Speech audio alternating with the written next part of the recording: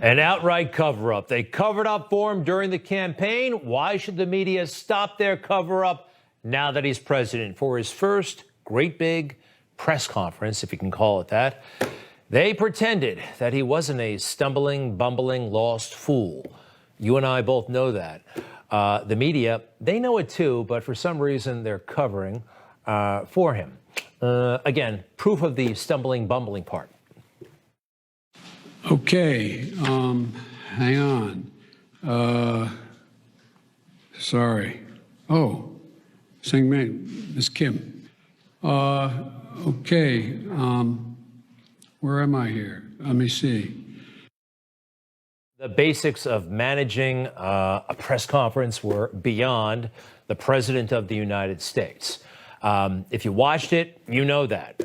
Now, the media watched the same thing, the stuff that you just saw, but they couldn't have anybody see that for a mass audience at night, so they polished it up, all very, very nice with their clever editors and producing techniques, and, well, here's what they came up with. At his first press conference since taking office, President Biden laying out a new target for COVID vaccinations, 200 million shots in his first 100 days. I know it's ambitious, twice our original goal, but no other country in the world has even come close, not even close to what we're doing. I believe we can do it. Wow, so impressive and decisive. That's where he's reading. You can see he's reading. Again, this was one of the most bizarre episodes a president has ever been in charge of. Watch again. So the best way to get something done, if it holds near and dear to you that you like to be able to, anyway, we're going to get a lot done. Lost from beginning to end. But if you edit it just so, you'll be able to make Joe look kind of like he's president. He insisted the surge is seasonal as smugglers take advantage of cooler winter weather. Does anybody suggest that there was a 31% increase under Trump because he was a nice guy and he was doing good things at the border? That's not the reason they're coming. Again, if you pick and choose quite carefully, you can actually make Joe look like he did an okay job, but he didn't. Let me get here. Okay. Cecilia Vega. Just that, picking on people. I mean, Trump, you, right? Now, after this is all done, and I know political reporters, the style is just as important for them as anything he said. So what they're talking about to each other, it's different from what they're telling all of their audience at night. When you actually divide up the press conference, there was the news they intended to make, and then there's the category of unintentional news, which we're all trying to figure out if he made any. I don't think he made any unintentional news. The unintentional news is that he was stumbling and bumbling and totally out of it during his first national press conference. That's the unintended news. How could you miss that? Any normal person would notice. Oh, and by the way, when it actually came to the substance of what was said, the mainstream media totally blew that as well. Most of them covered this, a very bizarre, overly aggressive Joe Biden at one point. It's sick. It's sick. Deciding in some states that you cannot bring water to people standing in line, waiting to vote. The Republican voters I know find this despicable. Republican voters. Wow. This is the guy who's going to make everything normal again. Remember that? Okay, he's going to restore the soul of America. All right, what they're talking about is the voting measure that passed in Georgia. Now, look, when people come out to vote, we all know you can't have electioneering. You're not supposed to campaign near people who are aligned to vote. Now, people bringing up food and water to those waiting in line, that could possibly become an electioneering type activity. You know, hey, here's a bottle of water from the Biden campaign or the Trump campaign or whatever. There is that danger. No one really discussed that in the aftermath of his really bizarre outburst. I think it was an outburst. So they tried to make Joe Biden look as good as possible last night, and hardly a word about his style. And his style was, well, bumbling, lost. Now, how do they treat Donald Trump? Here's a moment of media coverage of his very first press conference back in February of 2017.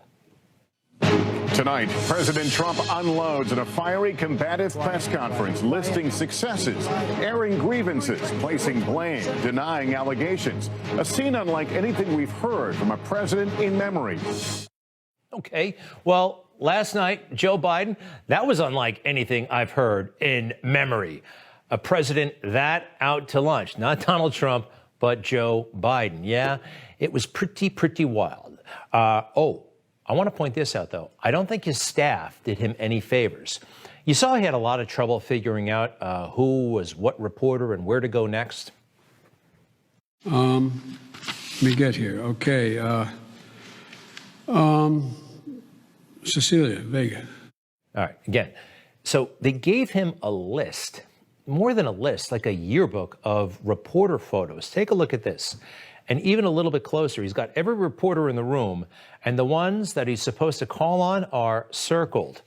Well, if I'm working for Joe Biden, I don't know. Why give him every face in the room? Just give him the 4 he's going to call on. Why even have their faces? They'll stand up when they hear their name. I don't think they did their boss any favors. But, Joe, it really is your responsibility. Editing and making things look good or making things look bad. Folks in television do it all the time. And you know what? I'm guilty of it every now and then. If you want to make a point, you know, sometimes you ignore the stuff that undermines your point, or you highlight the stuff that makes it. I try to be honest about it, though. Mainstream media were not honest, and they weren't even kind to that cop in Georgia last week. I'm talking about Jay Baker on the right there, the spokesperson in the aftermath or for that horrible crime at the Asian salons in Atlanta. Jay Baker, they made this guy out to be a monster because, well, watch. Captain Jay Baker's description of the suspect's frame of mind was outrageous. And he was pretty much fed up and kind of at the end of his rope, and yesterday was a really bad day for him, and this is what he did. I couldn't believe that a police captain was recounting the bad day that the killer had. The Cherokee County Sheriff is apologizing after his department spokesman said this regarding the alleged shooter. Really bad day for him, and this is what he did. The sheriff writes in part, his words were not intended to disrespect any of the victims, the gravity of this tragedy, or express empathy or sympathy for the suspect. When I was watching that news conference and he called it a bad day, and all I could think of was 8 people are grieving tonight. The sheriff's captain facing backlash after saying the suspect had had a bad day. All right. But if you listen closely, the sheriff's deputy there is telling us what he heard from the defendant.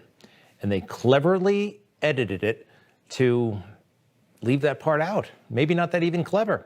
Watch. When I spoke with investigators, they interviewed him this morning, and they got that impression that, yes, he understood the gravity of it, and he was pretty much fed up and kind of at the end of his rope, and yesterday was a really bad day for him, and this is what he did. So if you listen, he's talking about the investigators. He's citing the investigators. He's not the detective, the lead detective. This is what the investigators told him. And I think they deliberately misinterpreted it. Look at this part of the press conference. He apparently has an issue, what he considers a sex addiction, and sees these locations as something that allows him to go to these places, and it's a temptation for him that he wanted to eliminate. Like I said, it's still early on, but those were comments that he made.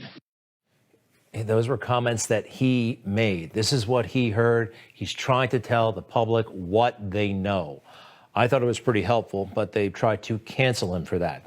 So you can see, they can make a president of the United States look good. They can make a cop look bad. And they can also make a president of the United States look pretty bad. It's time for some Trump truth. You are fake news. So, Donald Trump once said migrants were animals. Did you ever hear about that? You wouldn't believe how bad these people are. These aren't people. These are animals. How could he say that about people who just want to come to America? Let's look at the headlines. President Trump calls some unauthorized immigrants animals in rant. Oh, key word there is some. All right, stay with us. He's talking about MS-13. He was asked a question about MS-13. They deliberately left that out, both in print and in the video that wound up on TV that night. Here's the whole clip.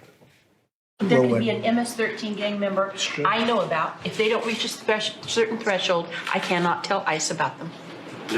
We have people coming into the country, or trying to come in. We're stopping a lot of them. But we're taking people out of the country. You wouldn't believe how bad these people are. These aren't people. These are animals. He's responding to a comment about MS-13, possibly the most violent gang in the world right now, MS-13. How dishonest that they portrayed it differently, as if you were talking about